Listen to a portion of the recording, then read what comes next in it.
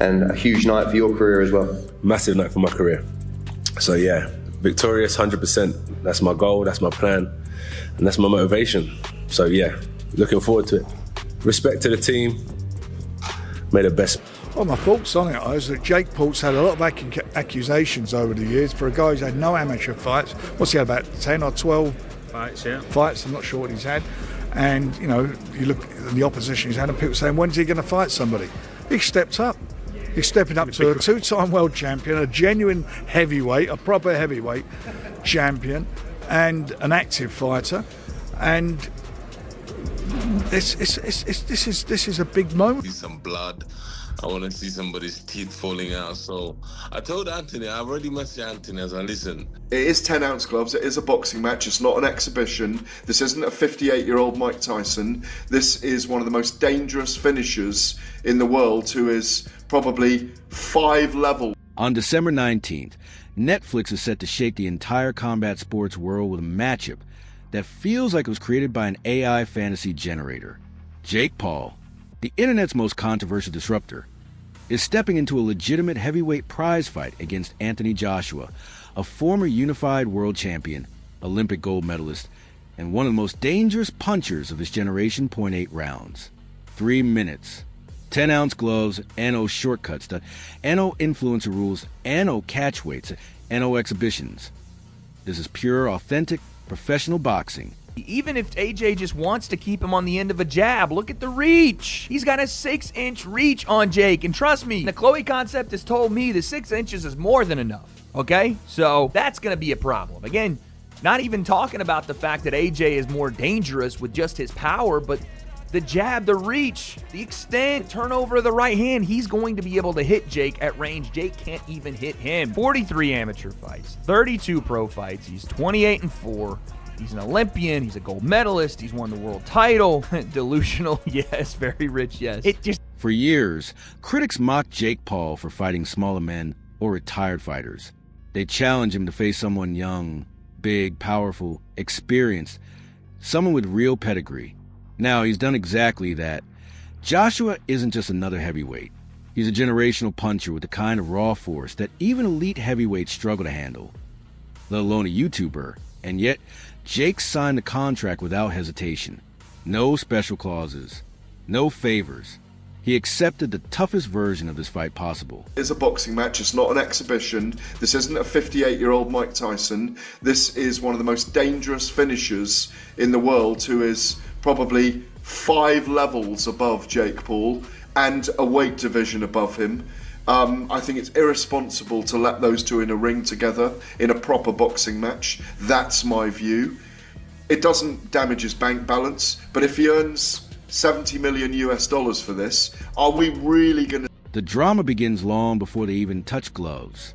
Joshua must weigh in under 245 pounds, a weight he hasn't seen in years. He usually shows up around 250 to 255, so cutting down while staying explosive will be a challenge. Meanwhile, Jake must shift from training for smaller exhibition-style fights to preparing for a real heavyweight war. That's a massive physical transformation in just weeks, before the fight even starts. Both men are already taking huge risks. Anthony Joshua's taken this fight. In my head, I never, ever thought this fight would happen. Why? Because of Anthony Joshua's desire to be in the history books, to be a 3-time heavyweight champion of the world. To me, it shows me his desire. Pick up 50 million along the way. Nobody can knock him for this. This is now business. This is business. For Jake Paul, absolutely crazy. Jake Paul is a domestic level professional fighter here in the UK. Would he win a British title? No, I don't think so. So now they're putting this domestic level fight in with a former heavyweight 2-time champion of the world. The weight is 245. So I think the last time Anthony Joshua weighed around that was when he boxed Usyk. That means he's got to be fight fit on point, because his last fight he was 18 stone. I think it was 254 against Danny Dubois. So now he's basically saying you've got to get yourself in position, get yourself fit, and get yourself ready for fight. It's not tiddlywinks. This is a fight.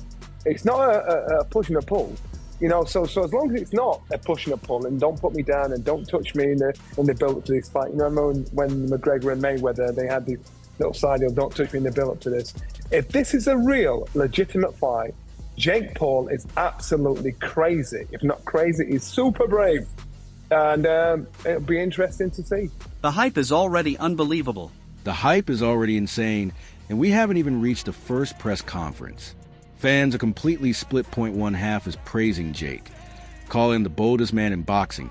This is the kind of chaos the sport needs. Someone willing to jump weight classes and fight giants. The other half thinks Jake has finally lost it, because who willingly looks at Anthony Joshua, a 6 feet 6 inches powerhouse with nuclear punches, and says, yep, that's the guy I want to fight. It's that combination of admiration and disbelief that's sending this matchup viral. He's had a lot of accusations over the years for a guy who's had no amateur fights. What's he had, about 10 or 12 fights? I'm not sure what he's had. And, you know, you look at the opposition he's had and people saying, when's he going to fight somebody? He stepped up. He's stepping up to a two-time world champion, a genuine heavyweight, a proper heavyweight champion, and an active fighter. And this is a big moment for him, and you've got to take your hat off to him for that. This fight, as regarding AJ, why I'm sure AJ's wants a fight back after that, that unbelievable loss he had against Daniel Dubois, which was quite an emphatic loss. He wants to come back, get himself, dip his toe in the water. He's going to get paid a lot of money for this. This fight's going to generate a lot of money, because for me, it's a fighter. Jake Paul's going to be a massive underdog against a big favourite, a big odds-on favourite. Can he do it or not? This is a car crash, and people will watch it, because that's what people do. People aren't just talking about the fight. They're obsessed. Gyms, podcasts, social media, sports bars. Everywhere you go, it's the only topic being debated. IT feels less like a boxing match and more like a movie plot that somehow became real. An exhibition. I don't know what that helps Anthony Joshua do besides get a big paycheck. If that's all he needs and that's all he wants, given the fact that he's been demolished by Daniel Dubois in his most recent fight, I thought Anthony was built of sterner stuff than that. But many people just want to see Joshua back in the ring, Simon. But they want to see him fight again. Well, they want to. No, they don't. They want to see him fight a legitimate fighter. They want to see if Anthony Joshua is now done. They want to see if Anthony Joshua being destroyed by Daniel Dubois is the end of the golden boy journey that apparently rebooted British boxing. I don't think it did. I think he was a major figure. I don't think he just rebooted British boxing. I think that's a heavy crown for him to have to wear, but he is a phenomenon. When you go watch Anthony Joshua go into a fight, the atmosphere goes up 20 notches. So that's the expectation he has to carry around. Going against Jake Paul, the only expectation he has is I can't embarrass myself. And I think he's got to be potentially, strapped to a chair with one arm behind him. Then David Haye, former heavyweight champion, analyst, and one of boxing's most outspoken voices, steps in. His reaction went viral instantly. He looked like someone told him Jake challenged a speeding train. Haye didn't sugarcoat anything. He said Joshua outmatches Jake physically, mentally, and technically, and that Jake's hardest punch might not even make AJ blink. But when Joshua starts landing, Haye joked Jake might be Googling hospitals before he finds his mouthpiece. Yesterday that he could see Jake leaving in an ambulance. Do you think it's that dangerous of a fight for Jake? I think this fight, if you get knocked out, there's one thing, Ngannou getting knocked out with one shot, he's a big man. What is he? I don't know, 20 stone. He's an absolute monster. Jake Paul's a cruiserweight. He's a cruiserweight, and when you get hit by someone like Anthony Joshua, it's gonna put you out. And if you get put out, likelihood is you might need to go to the hospital to get a brain scan. Hopefully, this isn't the case. He's not going to be dehydrated because it's a heavyweight. I think it'd be more of a quick. What makes Haye's take interesting is that he doesn't dismiss Jake entirely. He respects a bravery. He said Jake choosing to fight Joshua is like walking into an amusement park and skipping every normal ride. Heading straight for the one that launches you upside down into the ocean is insane, but it's also the kind of insane courage boxing rarely sees. Haye's message is clear. Joshua risks nothing. Jake risks everything. For Jake Paul, but it's a brave thing for him. Credit to him. If he is genuinely going to fight Anthony Joshua, mad respect, because on paper it looks terrible for him. It looks like it's a no-win situation. There's nothing he's done in any of his previous fights where you can say, well, if he does this, that's going to work against Anthony Joshua. I think Jake Paul's best shot bounces off Anthony Joshua, and I think the opposite isn't the case. I think AJ gets him out of there very, very comfortably. Next comes Gareth A. Davies with a brutally honest perspective. According to him, Joshua is here for the payday, not for legacy. And since the fight is fully sanctioned with real rounds, real gloves, and real weight limits, AJ won't have any excuses if things go wrong. But that's a dangerous fight for him. He probably gets knocked out. And I'm not trying to be a hater. I'm not saying nothing bad.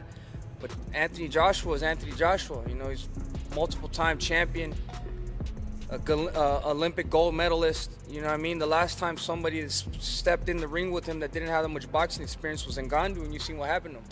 But big respects to Jake Paul. It's gonna be a good card. You know what I mean? It's a big fight. And it's a good fight, man. I give 100% respect to Jake Paul for even taking that fight. The Ring 4, November 22nd. Watch only on DAZN. Garrett delivers his harshest point. If Joshua doesn't dominate quickly, ideally within the first 2 rounds, the backlash will be brutal. Not just from fans, but from the entire sport. Imagine the headlines if Jake Paul survives half the fight, or worse, goes the distance. It would be a massive blow to Joshua's reputation. But if AJ performs as expected and stops Jake early, he earns millions and reintroduces himself to a massive American audience on the world's biggest streaming platform. For Joshua, the stakes are strangely low and high at the same time, a rare dynamic in boxing. First round, get up. Second round gets obliterated in the same way that Francis Ngannou gets obliterated. Enormous credit to Jake Paul for this, who is putting together the most unique box rec in professional boxing history. Nate Diaz is on his box rec. Julio Cesar Chavez Jr. is on his box rec. Mike Tyson is on his box rec. And come December 19th, Anthony Joshua is going to be on his box rec. And Anderson Silva, remember? Anderson Silva, one of the greatest MMA fighters of all time. Ridiculous. Then Derek Chisora joins the conversation. While others offer analysis, Chisora shows up with a flamethrower. The moment he hears a matchup, he predicts pure destruction and no strategy talk, just violence. Classic Chisora. He says if Joshua doesn't finish Jake within a few rounds, he'll be roasted online forever. Somebody's teeth falling out. So I told Anthony, I already messaged Anthony as I listen. I tell you what, I said to AJ, if this goes past 5 rounds, everybody's gonna be having a go at you because you can't go past 5 rounds with this kid. He has to go past 1 round or 2 rounds. Past beyond 4 or 5 rounds, you know, people are gonna be doubting you as a fighter himself. So he has to smoke him out like what he did Francis Ngannou in Saudi Arabia in 1. And when Chisora says Joshua could knock Jake out just by breathing on him, people didn't know whether to laugh or agree. IT sounds extreme, but deep down, he's voicing what many boxing fans really think, but won't admit publicly he's saying the quiet part out loud. And that's exactly why fans love his take. Worried about that? Is he worried about what happens, you know, if he doesn't see him off in the first round or the second round? No, he's not worried about it. He's gonna smoke this guy out. I'm not worried about that. We're gonna smoke this guy out properly. I'll be there. He's gonna smoke him. I can't wait. Theoretically, if he comes out swinging, right, AJ should be able to get it done in are we talking 30 seconds? If AJ is giving it everything he's got. Listen, if AJ comes in there and just blows on this kid, he's gonna just drop him to the floor. So I don't really. I'm just wasting money going to Miami because I know it's gonna be finished in 1 round. So. Are you gonna go? Oh yeah, I'm definitely be gonna go. Okay. I have to be there. It's gonna be exciting. And that's all for today.